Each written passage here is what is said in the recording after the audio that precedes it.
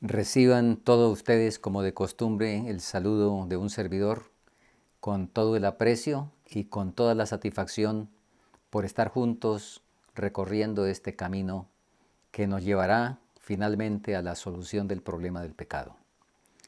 Y voy a invitarles para que en sus Biblias, si las tienen, las abran en Daniel capítulo 8, versículo 14. Y él me dijo: hasta 2300 tardes y mañanas, y el santuario será purificado. Este es el tema básicamente que vamos a estudiar hoy, pero por supuesto vamos primero a pedir la dirección de Dios. Nuestro Dios y Padre, gracias por el privilegio de abrir tu palabra. Necesitamos que se abra nuestro entendimiento, pero muy especialmente que se abra nuestro corazón. Gracias porque esa promesa es fiel y siempre se cumple cuando nosotros nos disponemos para permitir ese cumplimiento bienaventurado. La requerimos en esta hora en el nombre de nuestro buen Salvador y Señor Cristo Jesús. Amén. Nuestro estudio de hoy es uno de los capítulos más largos del libro. Y la verdad es que un servidor ha tenido algún conflicto para de tanto y tan valioso material extraer lo que sea más pertinente. He decidido que vamos a destacar de este extenso capítulo dos áreas que creo son sumamente significativas. En primer lugar, aquí se nos presentan los principios vitales, yo diría que inspirados, principios de interpretación bíblica y profética. Y luego, como una ilustración de esos principios, tenemos la profecía más larga de la Biblia, los 2300 días, de la cual ya leímos en nuestro texto introductorio. Pero antes de tocar esos aspectos, permítanme que repasemos algunas semblanzas del instrumento que Dios usó para llamar la atención a este respecto. Guillermo Miller era un agricultor. Son unos cuantos los agricultores que el Señor ha usado a través del tiempo. En la Biblia tenemos varios ejemplos, o unos cuantos ejemplos: Eliseo, Amós, los patriarcas, otros profetas, en fin. De Guillermo Miller, además de ser agricultor, él pertenecía a la Iglesia Bautista, fue militar, dirigente cívico local, no gozó de las ventajas de una instrucción académica, pero no se permitió entonces por eso ser ignorante, sino que se constituyó en un gran autodidacta. Prestaba libros y en la noche, después de que terminaban su trabajo duro en el campo, él se iba a la luz de la chimenea a estudiar, con libros prestados, a leer abundantemente. Una noche, su padre lo sorprendió y lo amenazó con castigarlo si seguía con sus ridículos hábitos de estudio. Bueno, afortunadamente en eso Guillermo Miller no le obedeció al padre, y por eso es uno de los factores que motivó o que propició que tengamos lo que tenemos hoy. Guillermo Miller además nos dice en nuestro estudio que tenía un carácter moral irreprochable.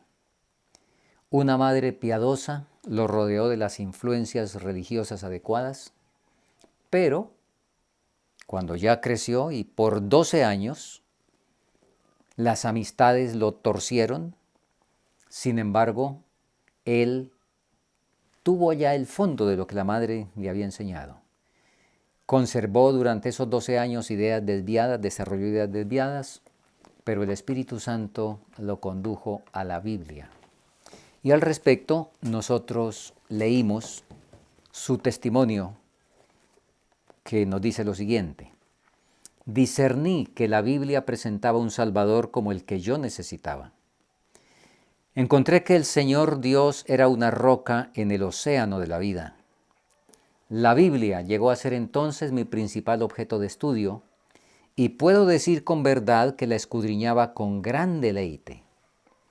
en ella encontré revelado todo lo que mi corazón podía desear y un remedio para toda enfermedad del alma. Perdí enteramente el gusto por otra lectura y me apliqué de corazón a adquirir sabiduría de Dios. En 1816, él se dedicó por completo al estudio de la Biblia y lo hizo bajo los siguientes principios, y es algo muy importante lo que vamos ahora a puntualizar. Él lo hizo bajo los siguientes principios que él descubrió y desarrolló y que básicamente han llegado a ser los puntales de la interpretación historicista que como Iglesia Adventista del Séptimo Día practicamos y defendemos. Vamos entonces a repasar juntos esos principios. En primer lugar, colocó a un lado toda opinión preconcebida. Luego, en segundo lugar, prescindiendo de todo comentario, hizo de la Biblia su propio intérprete. Y vamos a mirar de este punto un ejemplo sencillo. En Apocalipsis 17:1 nosotros leemos de la siguiente manera. Y vino uno de los 7 ángeles que tenían las 7 copas y habló conmigo diciéndome, ven acá y te mostraré la condenación de la gran ramera, la cual está sentada sobre muchas aguas. Y sigue la descripción, que no es el estudio del momento, pero cuando llegamos al versículo 15 nos dice, y me dijo, las aguas que viste donde se sienta la ramera son pueblos y multitudes y naciones y lenguas. ¿Ramera sentada sobre muchas aguas? ¿Es que en las aguas se puede una persona sentar? Bueno, dicen que en el Mar Muerto, por razón de la tremenda concentración de sal, las personas se pueden sentar y flotan.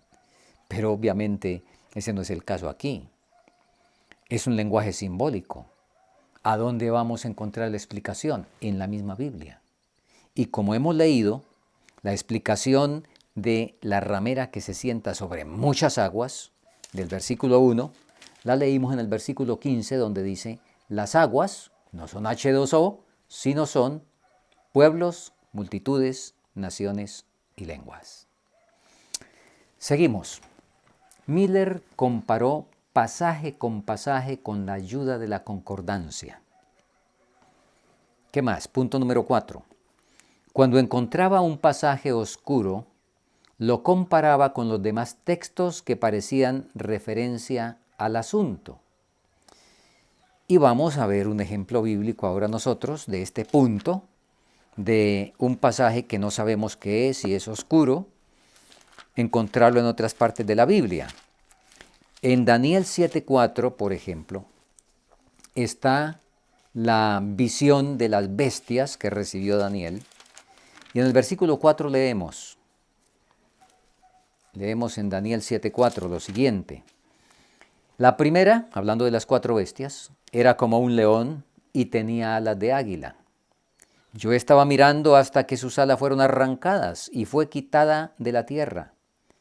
Y se puso enhiesta sobre los pies a manera de hombre y le fue dado corazón de hombre. Bueno, la primera parte.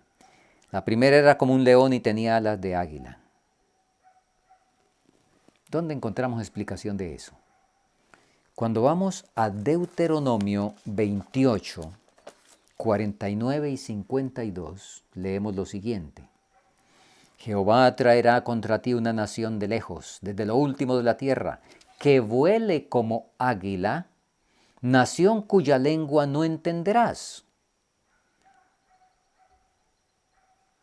Y el versículo 52, y te pondrá sitio.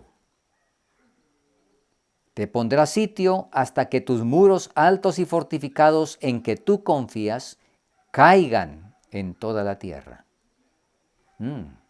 Una nación de lejos que vuela como águila. El león tenía alas de águila. Ahora, vamos a ver específicamente, buscando en otro pasaje, ¿qué nación concreta era? Leemos en el profeta Habacuc, uno de los profetas menores, terminando ya el Antiguo Testamento. En Habacuc leemos lo siguiente, en los versículos 6 al 8 del capítulo 1. Porque he aquí yo levanto a los caldeos. Los caldeos. Gente amarga y presurosa que camina por la anchura de la tierra para poseer las habitaciones ajenas. Sus caballos serán más ligeros que leopardos y más feroces que lobos nocturnos. Sus jinetes se multiplicarán, vendrán de lejos sus caballeros y volarán como águila que se apresura a la comida. Entonces ahí tenemos la explicación de qué bestia es la que está en Daniel 7:4. Es Babilonia o caldeos, y que tiene unas alas ese león por la fuerza y el poder de las conquistas, y las alas simbolizando la rapidez. La Biblia es su propio intérprete y un pasaje oscuro encuentra explicación en otros textos que se refieren al mismo asunto. Punto número 5. Reconocía a cada palabra el sentido que le correspondía en el tema de que trataba el texto. Y tenemos en la pantalla algunos versículos que nos hablan todos de la palabra carne. Y empecemos. Génesis 2:21 nos habla que Dios hizo a Eva del cuerpo de Adán, de la carne de Adán, ¿sí? Y ahora, Génesis 2:24 nos dice que esos dos serían una sola carne. Luego, en Génesis 6:3, notemos algo aquí muy interesante. En Génesis 6:3, describiendo en ese capítulo la terrible corrupción por la cual Dios se vio precisado a enviar el diluvio, nos dice lo siguiente: y dijo Dios, dijo Jehová, no contenderá mi espíritu con el hombre para siempre, porque ciertamente él es carne. El problema era que era carne, o sea, la fibra muscular. De hecho, Dios no había creado la carne. Entonces, ¿cuál era el problema de que el hombre era carne? ¿Notamos? Fíjese, en Génesis 2:21 habla de la carne física del cuerpo. En el versículo 24, cuando dice que el varón y la varona serían una sola carne, ¿a qué se refiere?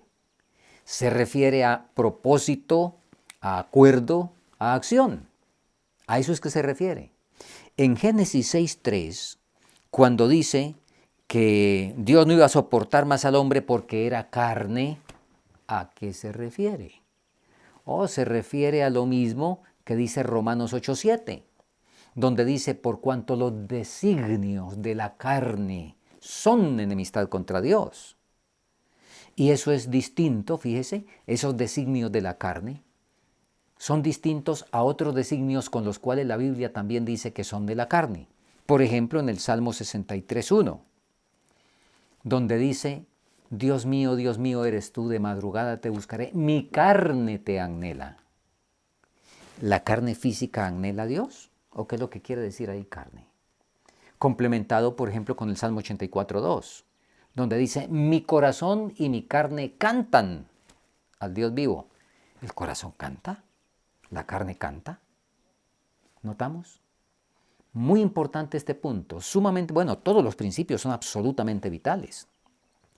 Yo he encontrado unas desviaciones en interpretación profética por no darle a la palabra el significado que tiene en su contexto.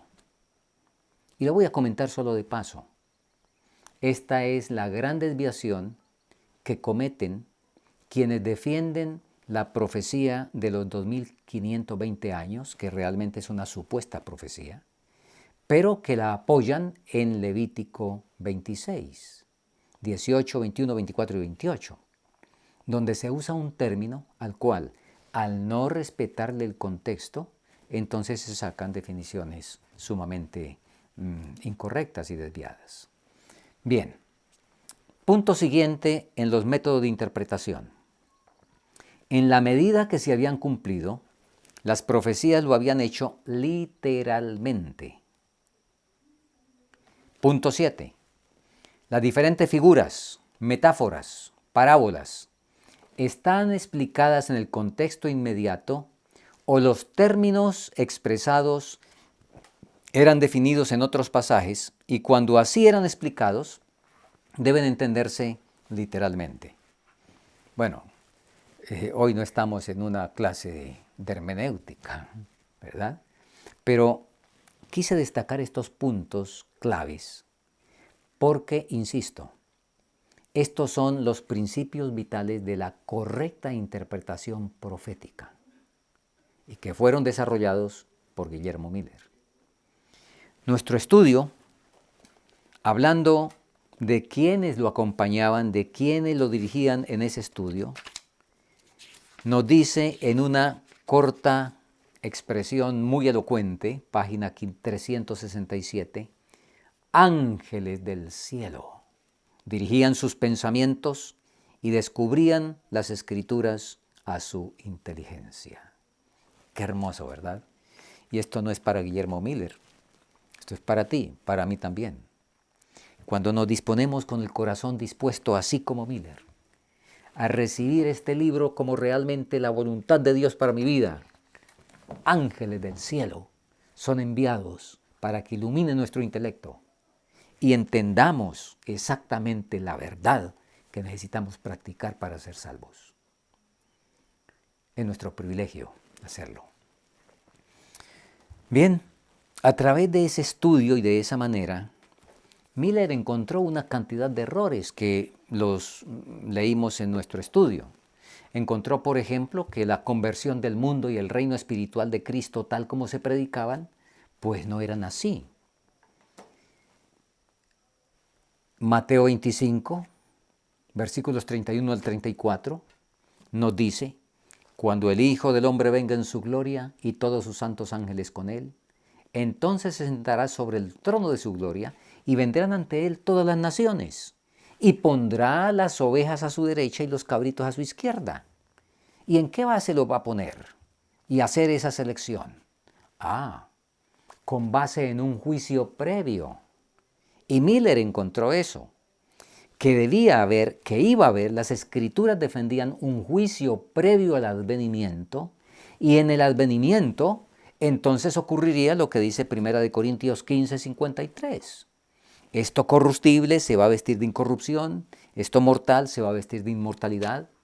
En ese segundo advenimiento los muertos en Cristo resucitarán primero, y entonces dirán: ¿dónde está, oh muerte, tu aguijón? Todo eso encontró Miller.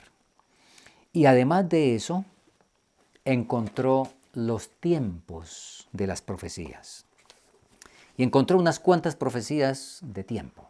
Los 120 años del diluvio, antediluvianos. Encontró los 400 años de la permanencia de Israel en Egipto. Encontró el cumplimiento exacto de los 3 días entre el panadero y el copero.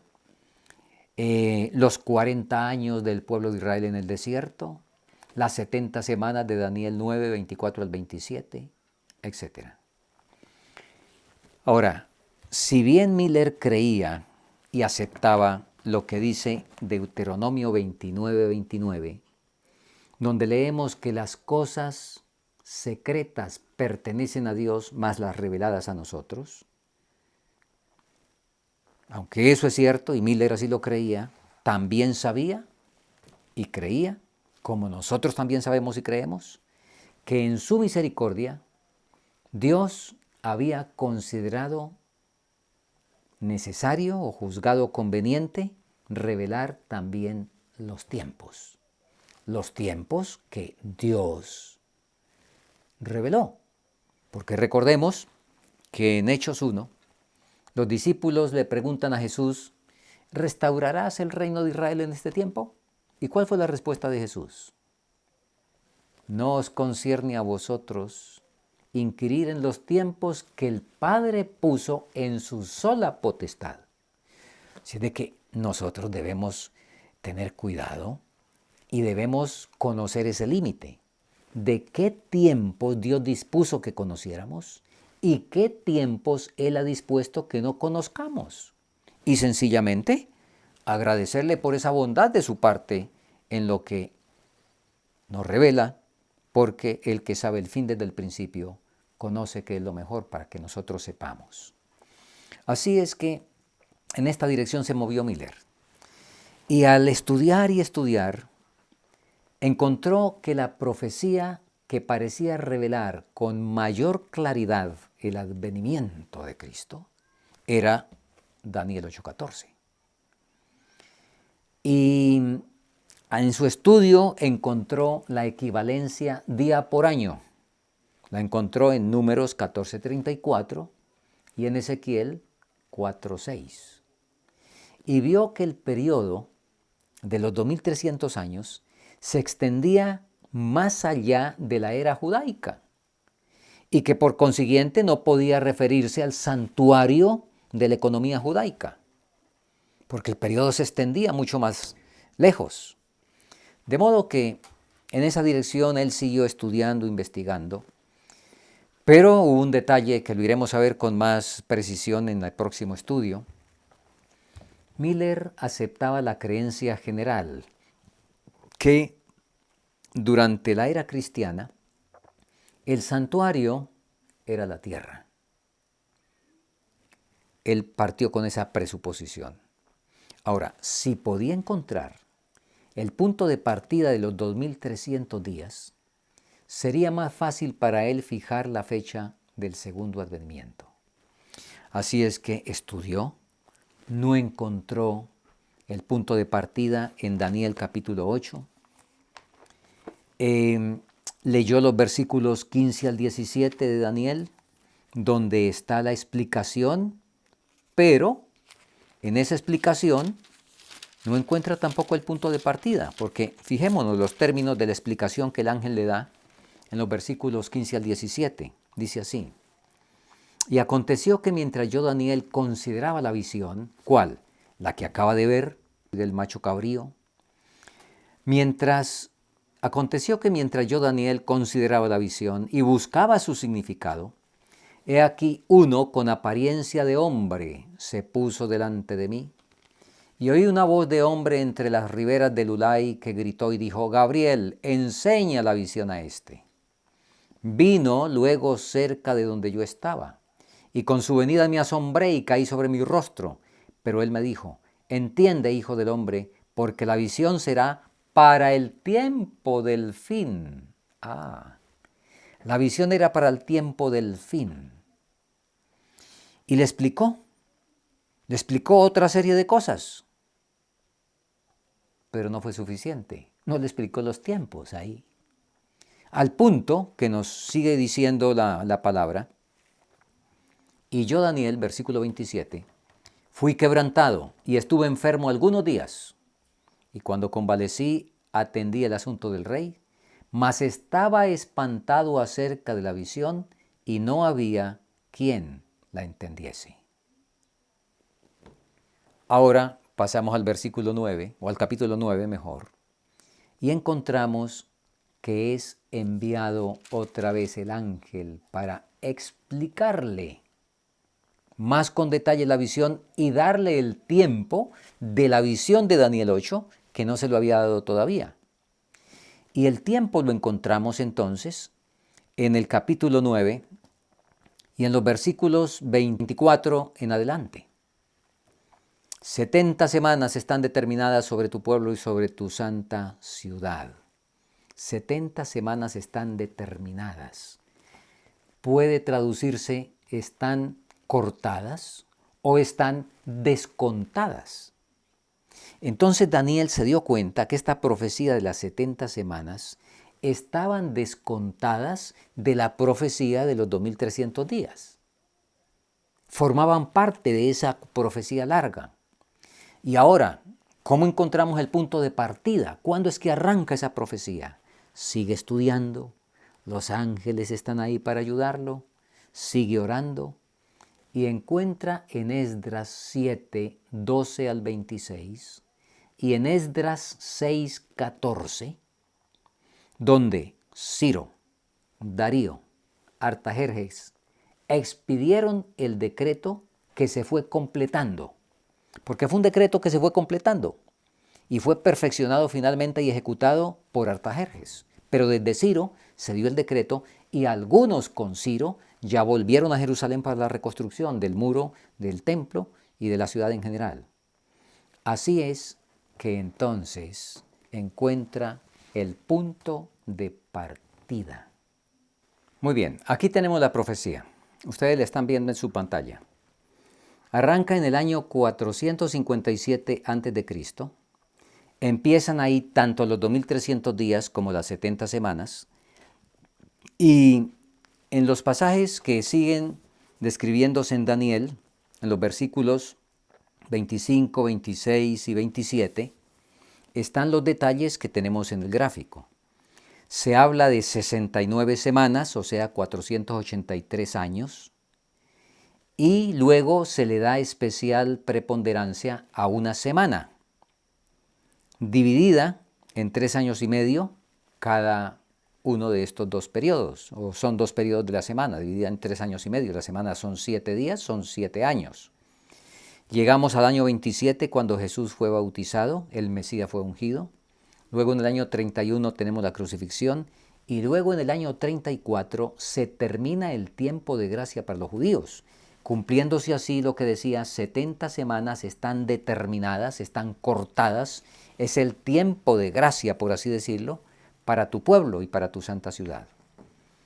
Y muy bien, y entonces, ¿cómo seguimos? Pues sencillo, 457 le sumamos 2300 y llegamos al año 1844. Esa pues es sencillamente la profecía de los 2300 años. Ahora, Miller encontró primero y creyó que los 2300 años terminaban en 1843. Y hubo esa primera fecha, no se cumplió, entonces ahora revisaron, se dieron cuenta de lo que pasaba con el año cero, se dieron cuenta de un asunto ahí con ese año, y resulta que no era entonces que se llegaba a 1843, sino a 1844. Pero otra vez fijaron una fecha para la primavera. En la primavera tampoco vino el Señor. Revisan entonces con cuidado y es un hombre llamado Samuel Snow, quien con buena investigación encontró que el error estaba en que no debía contarse como fecha precisa la primavera, sino el otoño, porque el decreto de Artajerjes había sido dado no en la primavera, sino en el otoño. Y se volvió nuevamente, se dio la fecha entonces del 22 de octubre de 1844. Y bueno, ya en los estudios de los capítulos siguientes, con más detalle veremos todo lo que ocurrió y todo lo que rodeó el evento del 22 de octubre de 1844. Ahora, Miller había empezado a estudiar en 1816 y en 1818 él ya quedó convencido de esto y compartió sus descubrimientos en privado. Vino a su corazón la convicción de que debía decirlo al mundo y en su mente había un pensamiento que el Señor le puso: dilo al mundo porque su sangre la demandaré de tu mano. Miller esperó 9 años, la carga se hacía mayor. Finalmente, el 2 de agosto de 1831, en un día que sintió una carga tremenda y ya no soportaba ese peso, se fue al bosque a orar y pleiteó con el Señor para que le quitara la carga. y pleiteó. Y finalmente le dio al Señor una promesa. Le dijo: Señor, si es que el camino se abre para predicar, entonces voy a ir. Camino abierto quiere decir si alguien viene a invitarme, sin mi iniciativa. Miller hizo la promesa. Cuando terminó de orar, se quedó tranquilo, aliviado, sintió paz. ¿Quién le iba a buscar? Un agricultor. ¿Quién sabía de él? No era predicador. Entonces pensó que se había escapado. Tremenda sorpresa. Media hora después llega su sobrino Irving y le llega con una invitación. El padre de Irving le había mandado un mensaje. El predicador local se había ausentado y se le dijo: venga, enseñe a nuestro pueblo que el Señor viene. Miller, asombrado, quedó confundido, no le contestó al niño, volvió al bosque a orar. Una voz le susurraba insistentemente: ve, dilo al mundo. Miller cayó de rodillas y gimió: Señor, no puedo ir. Soy solo un agricultor, no un predicador. ¿Cómo puedo llevar un mensaje como el de Noé? Pero todo lo que pudo escuchar fue una voz que le dijo: romperás una promesa tan pronto, tan rápido, después de haberla hecho. Ve, dilo al mundo. Señor, no sé cómo puedo hacerlo, pero si tú vas conmigo, iré. Cuando terminó de orar así, la carga se le quitó. De repente su espíritu se elevó y una profunda alegría invadió al agricultor. Y ese calmado agricultor, de edad ya madura, ya tenía alrededor de los 50 años. Ese agricultor calmado, tranquilo, brincó de un lado a otro y brincando de un lado a otro aplaudía y clamaba: gloria, aleluya. Lucía, su hija pequeña, más pequeña, que lo seguía casi a todas partes, ahora parándose a su lado estaba atenta, asombrada por ver la explosión que su padre tenía en ese momento, algo que nunca había visto. Corrió a casa gritando: mamá, mamá, venga rápido, papá está en el bosque y se ha vuelto loco. Eso fue lo mismo que dijo el mundo de Miller más tarde, cuando predicó el mensaje. Pero Lucía reconsideró su juicio y cambió de opinión, y por supuesto que participó luego con su padre de la confianza y la esperanza en la venida de Cristo el 22 de octubre de 1844. Al igual que Eliseo, Miller dejó el arado y se dedicó de todo corazón a la proclamación. En 1833, nos dice nuestro estudio, hubo la última de las señales físicas que Cristo había dicho como previas a su segundo advenimiento. Entendemos, previas al juicio que iba a empezar, al anuncio del juicio que predicaba su segundo advenimiento.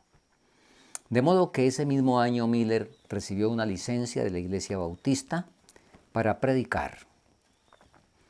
Y como ya dijimos, la señal fue que las estrellas, nos dice en Marcos o en Mateo capítulo 24, Mateo capítulo 24, versículo 29, nos dice que luego de la aflicción de aquellos días, el sol se oscurecería, la luna no daría su nombre y las estrellas caerían del cielo. Y luego nos dice también en Apocalipsis 6:13, que las estrellas cayeron sobre la tierra como la higuera echa sus higos cuando es movida del gran viento.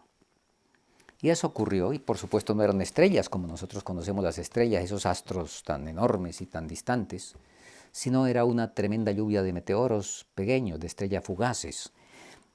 Eso ocurrió el 13 de noviembre de 1833 y los diarios de la época publicaron todos ese fenómeno. Ahora, nuestro estudio nos rindió cuenta de otra profecía cuyo cumplimiento fue muy notable. Josías Litch, en 1838, publicó una explicación del capítulo 9 de Apocalipsis que predecía la caída del Imperio Otomano. Y él señaló el mes de agosto de 1840.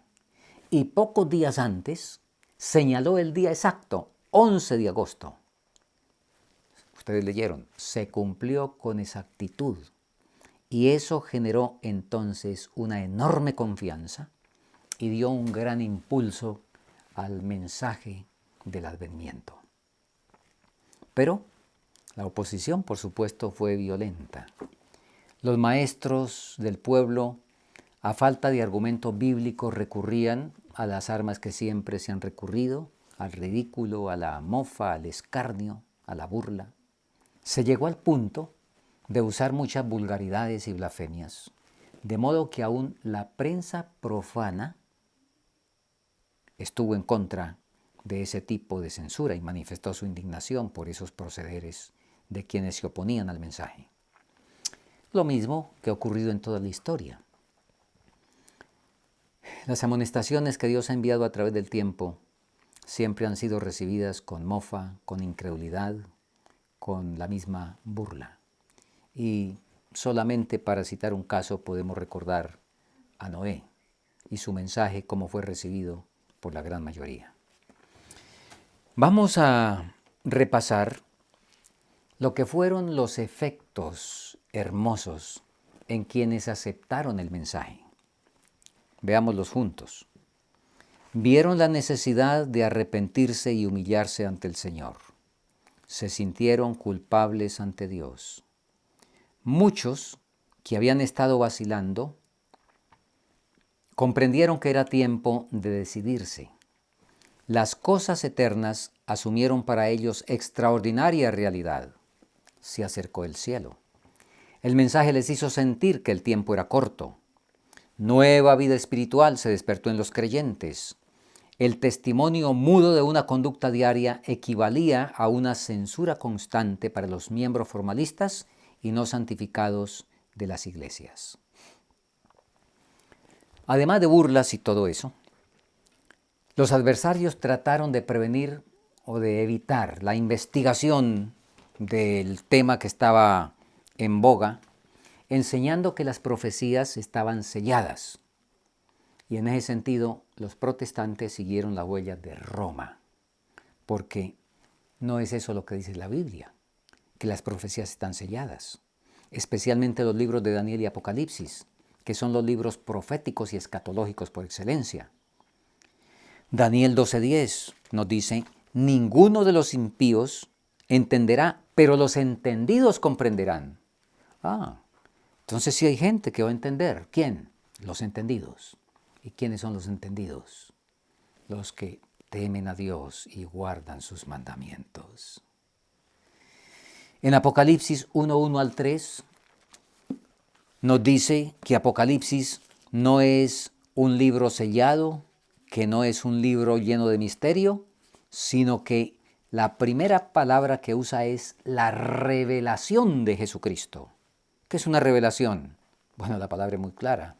Algo que se abre. Textualmente, la expresión ahí traducida como revelación quiere decir descorrer el velo. Sí, correcto, estaba tapada. Pero ahora corremos la cortina. ¿Y qué ocurre? Pues vemos todo lo que está ya en el escenario. Así es de que esto es lo que la palabra dice para los que desean realmente conocer en todos los aspectos la voluntad de Dios. Ahora, Apocalipsis nos dice, y conviene que miremos algunos términos ahí muy significativos, muy elocuentes, La revelación de Jesucristo que Dios le dio para manifestar a sus siervos. Dios revela sus cosas a sus siervos, no a los señores, a sus siervos. Las cosas que deben acontecer pronto. Y la declaró enviándola por su ángel a Juan, su siervo. Por eso pudo Juan transmitir este cuadro tan impresionante como es el Apocalipsis, porque fue siervo. Y en el versículo 3 nos dice, bienaventurado el que lee y los que oyen las palabras de esta profecía. Y sí, bienaventurados porque entienden, pero no es suficiente leer, no es suficiente oír, sino que nos dice, y guardan las cosas en ella escritas. Son bienaventurados los que cumplen las tres condiciones. No el que lee, pero que no oye. No el que oye, pero no lee. No. Y para guardar, pues se tiene que saber qué es lo que hay que guardar. Entonces, la bienaventuranza es para el que lee, los que oyen y los que guardan. Para ellos es la bienaventuranza. Terminemos nuestro estudio leyendo Primera de Tesalonicenses, el capítulo 5, porque creo que nos conviene bien a esta hora tener esto muy presente. Primera de Tesalonicenses 5, del 1 al 5. Pero acerca de los tiempos y de los momentos, no tenéis necesidad, hermanos, de que yo os escriba, porque vosotros sabéis perfectamente que el día del Señor vendrá como ladrón en la noche, que cuando digan paz y seguridad, entonces vendrá sobre ellos destrucción repentina, como los dolores a la mujer que da a luz, y no escaparán. Mas vosotros, hermanos, no estáis en tinieblas, para que aquel día os sorprenda como ladrón. Porque todos vosotros sois hijos de luz e hijos del día. No somos de la noche ni de las tinieblas. Queridos hermanos, amigos, nadie que lea estos libros necesita estar en oscuras en lo que concierne a lo que ha de acontecer sobre la tierra. No estamos en tinieblas, acabamos de leer. Y mi oración para todos los que escuchan es para que también por la gracia de Dios se cumpla conmigo el versículo 5. Mas todos vosotros sois hijos de la luz e hijos del día. No somos, gracias a la firme palabra profética, gracias a esto, no somos hijos, no somos de la noche ni de las tinieblas. Agradezcamos a Dios por ello.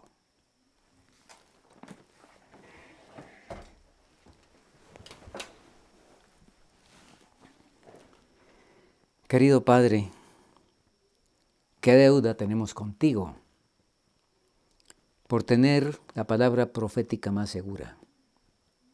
Oh Señor, sabemos que será perdido este estudio, como lo hemos insistido, si no permitimos que toque nuestro corazón especialmente, nos haga sensibles y podamos permitir la transformación para la cual tú enviaste la profecía. Gracias por escucharnos en Cristo Jesús nuestro Salvador. Amén.